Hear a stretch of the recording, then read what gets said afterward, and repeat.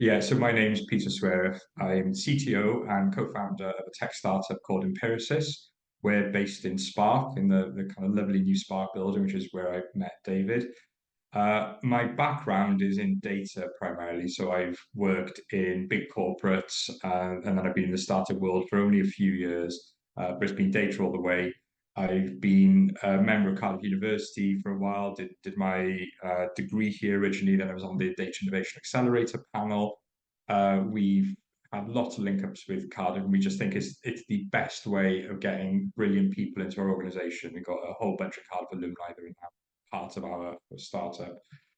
So our startup, the reason that we exist, we're a mission-led startup. We're certainly not a money-oriented startup. I would have made a lot more money if I'd stayed in the corporate world. I've probably lost quite a bit of money having moved in. But that's not what we're about. We're about helping keep people safe. That's why Empiricist exists. So we are a data science company that look at big organizations, big high risk organizations' data to try and find out, are there key risks that are hidden somewhere in that data that say that a huge accident is likely to happen. So we're thinking of things like the like Piper Alpha or like Deepwater Horizon, those sorts of things.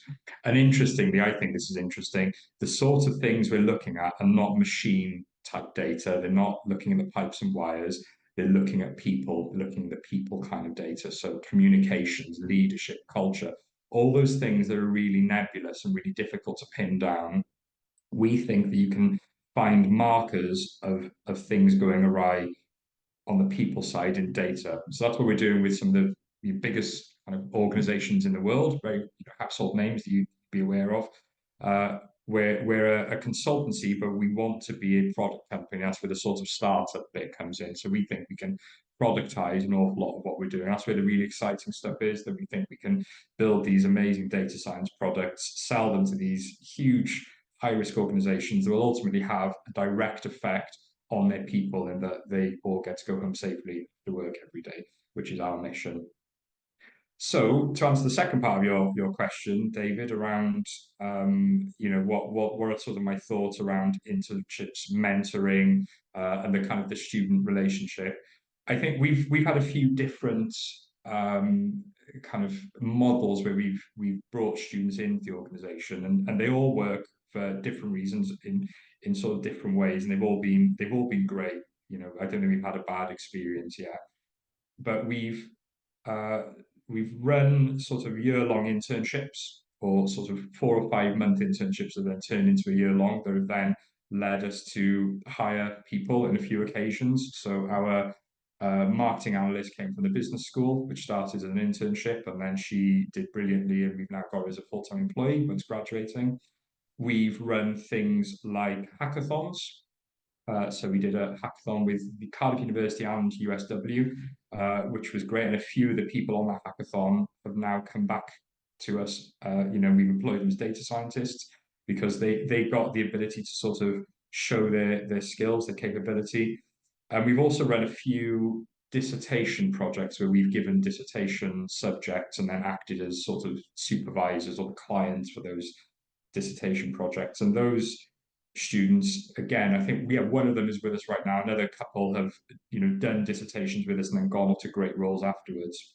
But in all three of those, either this kind of long internship or a dissertation project, um, or kind of just being part of the company for whatever period of time, the opportunity for the students is to really show off what they can do.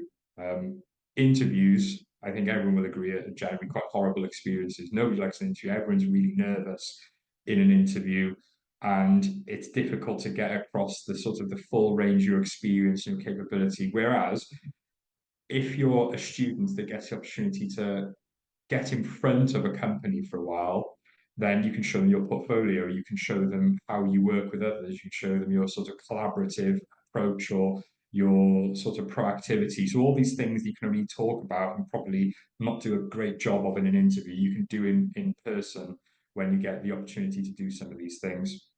So we find it I'd say 50% of our intake has been via this method. So we think it's just the absolute best model for a startup like us. And the other benefit for us is that we get people that are sort of keen and excited and interested and haven't been battered down by the world of industry over the last 10 years. And they would then want to work in a startup where they can share the same values that we do around creativity, around building something together. So we think is a really great model. I'm also mentoring somebody from Geomec actually. They're doing the computer computational journalism degree. So I've already got a link in. I've been trying to do this with Geomec for a little while actually, because I think I'm a frustrated writer at heart. That's what I always wanted to do. Never quite had the talent for it, I think. But it's great to be able to kind of link back up. And there's so many roles, particularly where I just talked about this idea of understanding people. That is a critical journalistic skill, I'd say, and that sort of ability, that capability, is really valuable in a startup like us, and for lots of other companies, I'd say too. So that was a bit of a ramble. Hopefully that made sense. Really keen to get involved and looking forward to meeting everyone.